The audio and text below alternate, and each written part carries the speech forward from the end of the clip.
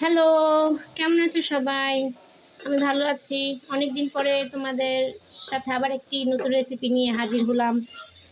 আজকের রেসিপিটা অবশ্য সবারই জানা, কিন্তু আমি নতুন করে আবার আমি করতেছি দেখে ভাবলাম যে না, ভিডিওটা করা যাক। আজকের রেসিপিটা হলো লইটা শুটকি দিয়ে পেঁয়াজ দিয়ে ভুনা করতেছি। এক কথায় লইটা শুটকি ভুনা। প্রথমে এই যে এটার মধ্যে পেঁয়াজ, রসুন আর কাঁচামরিচ কাটা ছিল, সেটা দিয়ে পরিমাণ মতো তেল দিয়ে দিলাম। এখন এটাকে আমি পরিমাণ মতো নাড়াচাড়া করে লাল হয়ে আসলে পরে শুটকিটা দিয়ে দিব। এটার মধ্যে লবণ দিয়ে দিব পরিমাণ মতো, সব কিছু দিয়ে। এই তো দেখতে থাকো সবাই। পরিমাণ মতো লবণ দিয়ে দিলাম। লবণটা দিলে পেঁয়াজটা একটু তাড়াতাড়ি হয়ে যায়, নরম হয়ে যায়, আর ভাজাটাও তাড়াতাড়ি হয়ে যায়।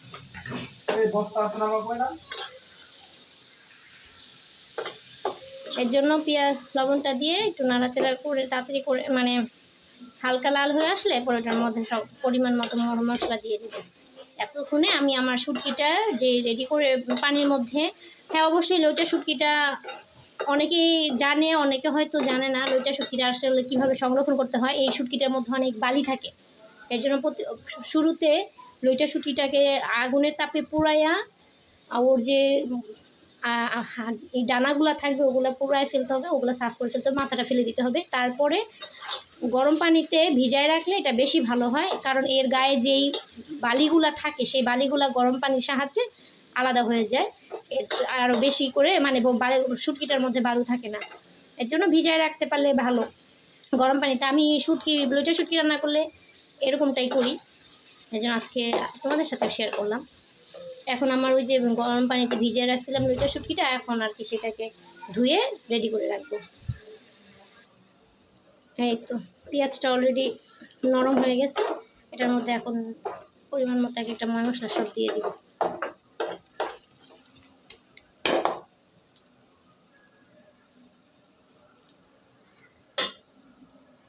হলুদ দিয়ে দিচ্ছি পরিমাণ মতো হলুদ দিয়ে দিলাম।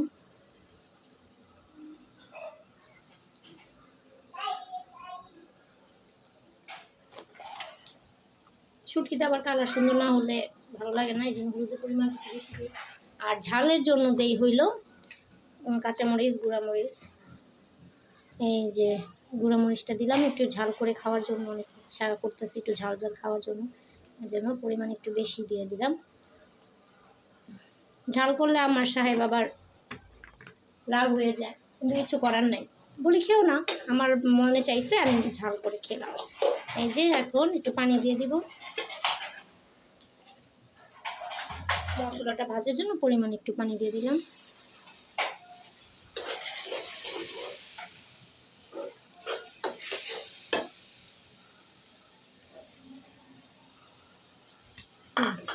কালারটা কি সুন্দর লাগতেছে, কি সুন্দর লাগতেছে কালারটা। গ্রান আসতেছে, এখনই মরিচের হলুদের গ্রান চলে আসতেছে। এটা একটু ভাজা ভাজা করে নিব। আর আর একটা আশ্চর্যকর বিষয় হয়তো অনেকে জানে, যদি কখনো তোমাদের কারো তরকারি রান্না করতে গেলে দেখে পরিমাণে মরিচ বা হলুদ বেশি হয়ে যায়, তাহলে কি করবা জানো? বিশেষ করে মরিচের পরিমাণটা বেশি হয়ে গেলে সেটা তো অনেক সময় ঝাল হয়ে যায়। সেই ঝালটা দূর করার জন্য মরিচটাকে একটু বেশি সময় নিয়ে মানে কষাইতে হবে, যেটাকে বলে ভাজা ভাজা করতে হবে। তাহলে বেশি ভাজলে তরকারিটাও স্বাদ হবে, আর ঝালের পরিমাণটাও কমে আসে। আমি তো এভাবেই করি সবসময় রান্নাটা। মশলাটা একটু বেশি সময় কষায় নিলে তরকারিটা অনেক টেস্ট হয়, অনেক টেস্ট হয়। এই যে দেখো লেগে যাচ্ছে, তারপর পানি দিব না, কারণ ভাজা ভাজা করতে হবে।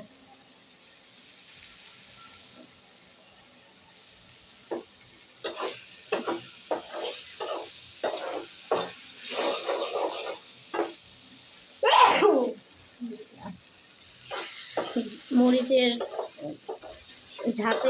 হাঁচি চলে আসছে।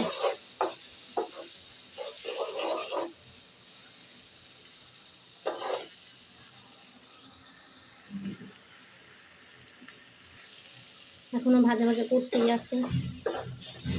ও হয়ে গেল। কড়াইয়ের চারপাশ লেগে যাচ্ছে, এখন পানিটা দিয়ে দিলাম।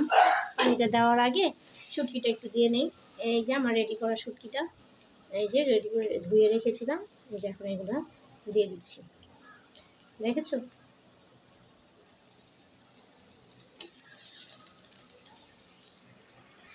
এই যে শুটকিটা দিয়ে দিলাম। শুটকিটা দেওয়ার পর একটু এটার মধ্যে কষা নিই ভালো করে। ও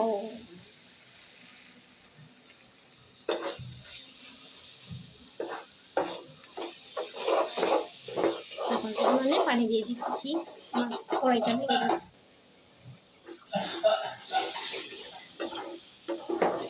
মতো হওয়ার জন্য পরিমাণে পানি দিয়ে দেবো।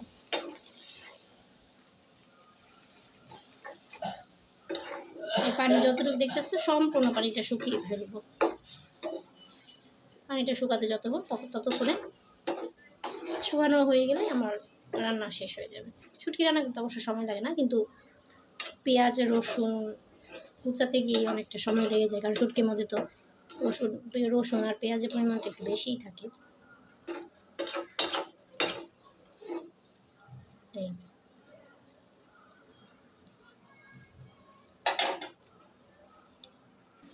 এই তো শুটকিটা ঢেকে দিয়েছিলাম, পানিটা অনেকটা শুকায় আসছে। এই যে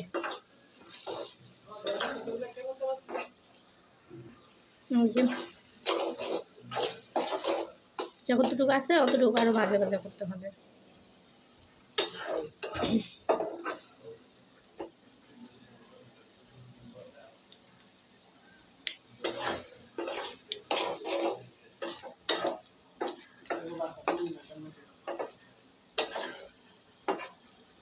আর একটু ভাজা ভাজা হোক। এবারে পানি শুকিয়ে গেছে, কড়াইয়ের চারপাশে লেগে যাচ্ছে, এর মানে হয়ে গেছে, পানি একেবারে শুকিয়ে গেছে। এখন যেগুলো দেখা যাচ্ছে ওগুলো হচ্ছে তেল। শুটকির মধ্যে তেলের পরিমাণটা একটু না দিলে এই শুটকিটা মজা হয় না। আর এই যে ভাজা ভাজা অনেকটা হয়ে আসছে, আমার রান্না শেষ, এখন খালি নামানোর পালা। কেমন লাগলো আমার ভিডিওটা? আমার ভিডিওটা যদি ভালো লাগে আমার ভিডিওটাকে লাইক দিয়ে চ্যানেলটাকে সাবস্ক্রাইব করে আমার পাশে থেকে সবাই। আমি এই পথে তো নতুন, অনেকেই হয়তো অনেক পুরাতন, আর যারা এখনও শুরু করো নাই ভাবতেছে শুরু করবা, আমি বলবো না ভেবে শুরু করে দাও। কারণ আসলে আমরা অনেকে হয়তো ভাবি এইভাবে এমনটা দরকার, এমনটা করতে হবে, কিন্তু কোনো কিছুরই আসলে দরকার না। যদি তুমি নিজে মনে করো যা আছে যেভাবে আছে ওইখান থেকেই, তখন ওই মুহূর্তের থেকে লাগে আজকে থেকে শুরু করে দাও। এটাই হয়েছে উদ্যোগ। শুরু করে দাও, হয়েই যাবে একসময়। ঠিক আছে, আজকের জন্য এই পর্যন্তই। ধন্যবাদ সবাইকে, টাটা।